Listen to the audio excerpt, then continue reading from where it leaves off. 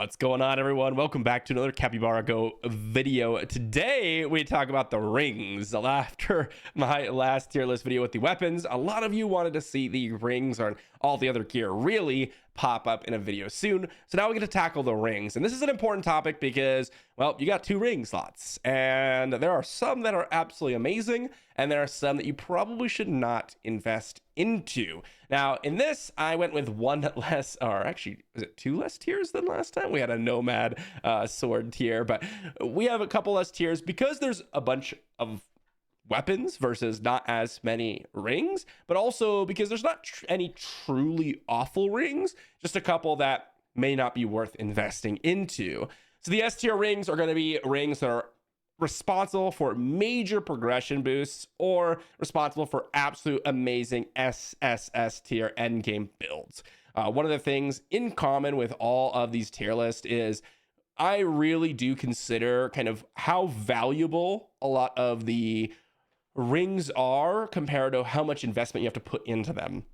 So if there's a ring that maybe not be what you want in your end game build, but something that's going to boost you quite significantly in the early to mid or even early late game, then I will put it in S tier for sure. A tier rings, these are going to be ones that are still very, very solid, maybe require a little bit more investment than I'd like for maybe not as high of a payoff than the S tier, but still absolutely amazing, part of some endgame builds and things you're going to want to consider.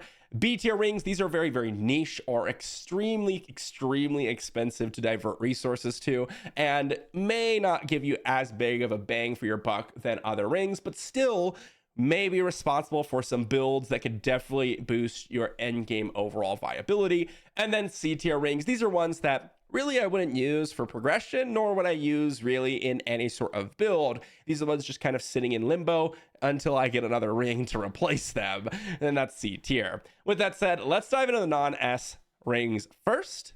So we get to start off with the Guardian's Ring. Now, it's important to note that the non-S rank rings do not have a great bonus in terms of the S rank rings have a great bonus, a rare bonus, an epic bonus, a legendary bonus, and a mythic bonus. So 5 different bonuses that you can see on a ring. The non-S ranks only have 4 bonuses, so omitting that great bonus. And their rare bonus is just a flat stat. In the Guardian's Ring case, it is 10% global HP.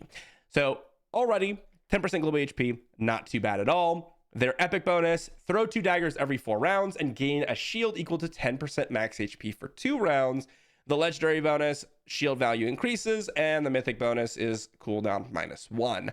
So pretty straightforward, but honestly one of the best rings in the game. This is the non-S rank ring, spoiler alert, that I would use for progression and basically recommend everyone to use. When you get to the uber late game, yes, that's where you get to start diving into multiple S rank ring builds, and even in some cases the Guardian Ring still remains a staple because of the additional survivability that it's offering. So nice big shield, basically when you start off the round, which is really good, a little bit of global HP, and overall just decent workings. You can upgrade this to mythic level a lot quicker than your S rank rings because it is a non-S rank ring. So you get those copies very quickly, and that's a really nice progression boost. On top of that, if you are using the Whisperer or you have any of these skill-based things that work with daggers, boom, suddenly a little bit of extra value from the actual epic bonus by throwing those 2 daggers. So for Whisperer users out there, this is an immediate include no matter what until you get to the uber late game. And even in those cases, you could still potentially be using the Guardian's Ring. Absolutely amazing, S tier. And I wish I had invested into a Mythic Guardian's Ring earlier on. I take things a little bit slower, and it always bites me in the butt as I am progressing because I should have just invested into the Guardian's Ring immediately and started diving into that mythic tier. Next up, we've got the Eagle's Ring. Now, the Eagle Ring is global attack plus 10% instead of global HP. And then we have the epic bonus of summon 2 light spears after every 4 rounds and increase basic attack damage by 25% for 2 turns. And then the legendary bonus is increasing basic attack damage to 35%, and the mythic bonus is cooldown -1. So the first thing is light spears. Light spears are less ubiquitous than some of the other options in the game, and doesn't really synergize too well with a lot of the weapons. Also, the basic attack damage bonus really does not affect you. It's a C tier. A lot of the builds, you might think that you're getting a lot of damage from basic attacks. Like, for example, let's just take Sky Splitter. Sky Splitter is a lot of basic attacks, right? You're building off combo rate, and that's the whole point, right? And basic attack damage does increase your combo attacks damage as well. But most of that damage actually comes from the skills that you're utilizing and all of the adventurer procs and all that stuff. That's where the damage really comes from. In the earlier game, basic attack damage can do some good work for you, so that's not horrible. But then also in the early game, you don't have as many combo chances, so you're not going to be able to ramp that basic attack damage up as much. It is definitely a C tier because the damage that you're getting from this is not significant, and the survivability that Guardian's Ring is going to provide is going to be very much significant, and it's still providing you damage, and in some cases more damage than the Eagle Ring will provide with the basic attack damage and the light spears being cast. And lastly, for the non-S rank rings, we've got Magic Ring. This one also gives global attack plus 10%, has an epic bonus of every 3 rounds, strikes all enemies with 2 bolts, and then has bolt damage plus 25% and a cooldown of -1. So the first thing I thought is like, okay, maybe you could do something with the Reaper staff. You're working with bolts a lot. That's kind of the name of the game. But realistically, another one where if you're looking into the mid to late game, you're going to want to move on to other rings, and even then, the damage that you're increasing off this does not actually matter a whole lot. And realistically, the survivability is key. You really need the Guardian's Ring to give you that shield every single turn, to not take too much damage as you're going along, because otherwise you have to really invest into a lot of sustain options. And if you lose your mount, you lose a lot of damage, all that good stuff. That shield really helps you out in your standard progression as you're going through. And then in the late game, 10% HP or even more because the shield value increases is just incredible. So the difference between these two and this non-S rank ring is incredible. And then when you look at the potential damage increase from these, it's really not even close to the S rank rings, mainly because not only do you have to deal with the bonuses being weaker, but you also don't get another bonus because, as I mentioned, they only have 4 bonuses versus the 5 from S rank rings, which really increase your overall viability a ton. So C tier for the Magic Ring and Eagle Ring, and then S tier for the Guardian Ring. Let's move on to the Shadow Ring. Now, with the S rank rings, the first thing to consider is the banners that you have to pull on. So all of these ones are going to include kind of an evaluation on how easy are they to acquire, because the non-S rank rings, well, those ones you kind of just pull as you're going along, but the S rank ones do have to have some kind of recognition as, oh, I need to actually go for this ring, or I need to change what I'm pulling on to acquire this one. So a conscious change in your strategy. That said, the Shadow Ring here is on a pretty mediocre banner for the most part, and is not necessarily on, or rather, not necessarily a ring that I'm super excited to use. So Shadow Ring, we have the 10% global attack. All rings, S rank rings, give you 10% global attack for the great bonus, and then for the epic bonus, they're going to give 25% global attack. So all of them are going to have that. So there's no differences between the 4 of them. But this one is going to give you the rare bonus of triggering an icy spike on the target after every 4 rounds. Legendary bonus is going to give you extra icy spike damage, and the mythic bonus is going to reduce the cooldown. So this one's going to offer you a little bit of CC and a little bit of extra damage with the icy spike. Now, the icy spikes really don't work all that well with a lot of the mainstay builds. The Reaper Staff, the Sky Splitter, the Whisperer. There's not a lot of like synergy built into the Shadow Ring, so you're not getting that much of a damage increase. Really, it's the CC potential, and maybe if you get some skills that really work with the Icy Spike, you can get some value there.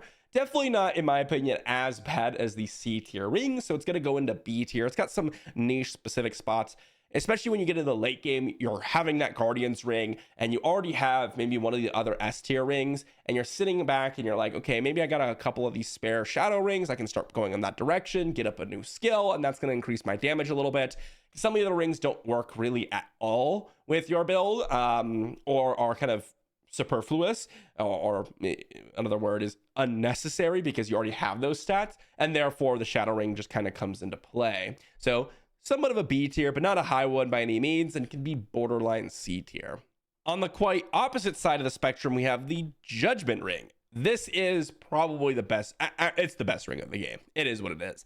This thing is absolutely amazing. We mentioned the Shadow Ring and how it's not on a great banner. The accessory you have on the Shadow Ring is the Proof of Glory, which is basically horrible. The Revival Cape, which is oftentimes considered worse than the Dragon's Breath Armor until really late in the game. Then you have Star Staff, Mushroom Hammer, and Sky Splitter, which Sky Splitter and Mushroom Hammer are definitely good, or Mushroom Hammer a little bit less so than Sky Splitter, but Sky Splitter is definitely one of the best weapons. So kind of like a mediocre banner, because really looking just for the weapon, because the ring and the Proof of Glory are not exceptional. Judgment Ring, starting off, is on the best banner in the game. It's got Dragon's Breath Armor, it's got Bloody Grail, which is like the best accessory in the game, and you have one of the best progression weapons on that banner, partly because the ring and the Bloody Grail are the best ring and the best bloody accessory in the game. Judgment Ring, what are we doing with this? So we get the attack bonuses, as I mentioned, but then we also get summon 2 bolts after every 3 rounds and gain 10% skill crit rate. The legendary bonus is going to give you an extra 10% skill crit rate after activation of these bolts. And then the mythic bonus, and this is where it gets really crazy, you gain an extra 2% skill crit damage for every 1% skill crit rate. So first off, you want to go for crit rate. The crit rate on your skill is going to massively ramp up your damage by multitude effect. So then, if we're getting skill crit rate, by nature, if we just want to be able to crit to massively increase our damage, the Judgment Ring does exactly what we want, which not only caps out our skill crit rate if we haven't gotten there by getting an extra 10 or 20% skill crit rate, but then already going to give us an extra 40% skill crit damage and then additional amounts based on our skill crit rate. So massive damage increase and massive consistency increase in the Judgment Ring. And there are a lot of endgame builds because you can't necessarily stack the same rarity of ring oftentimes to the same effect where you have double mythic rank effects. Some builds are using like an epic version, a purple version of Judgment Ring, and a mythic version of Judgment Ring to stack up the effects. There are other builds that, you know, kind of lean away from that, but that just goes to show you how powerful this ring truly is. It's an S tier. It is so powerful, and basically every mainstay build is using it. Sky Splitter, Whisperer, Rapier Staff, no question, but then also like Durian Hammer it's up in the air in terms of whether this one or another ring is kind of the one you want to go with, but because there's not enough testing on it, at least that the community has done, but still a really solid option and does increase your damage a lot. So basically every main build is using it. It is the best damage increasing option. It is just incredible across the board. And next we've got the Skyflame Ring. Now this one's interesting. It has some pretty interesting niche usage. So the Skyflame Ring, it's going to have the same bonuses in terms of attack. It's going to get from round 4, cast 1 Fire Strike each round. The Mythic bonus is going to make that start from round 3 onwards. Okay, Fire Strike, going to get that burn effect. It's going to scale across our attack percentage, right? Not amazing. But here's where it gets actually interesting, and that is the Legendary bonus. So the Legendary bonus is going to make your Fire Strikes deal an additional 1.5% of the target's max HP in damage. So now, if you have any other way to trigger Fire Strike, you are actually scaling this incredibly. And one of the best combinations for this is the Rogue with Whisperer. So the Rogue is going to give you Flame Wave daggers, and then, of course, give all your daggers some mega bonuses. And then suddenly, every single Fire Strike which is the same as Flame Wave, there's translation errors in the game. They're the same thing. Basically, every single time you hit that, the opponents with that, you're going to be hitting 1.5% of the target's max HP, which is a lot of damage. The biggest downside for this one is that you have to go into an entirely separate summoning banner, which you don't even really want to be in. It's not the Whisperer banner, and it's not the Bloody Grail banner. And so you have to invest into a third banner for this if you're going to go for the Whisper, and not a lot of other builds want it. Star Staff is another one that would work for it. Star Staff is not considered a great weapon, but if you do have the Skyflame Ring, you do actually have the potential to do a good amount of damage. But Star Staff and Skyflame Ring aren't even on the same banner either, which means you have to do another investment path because you have to go for the Bloody Grail too.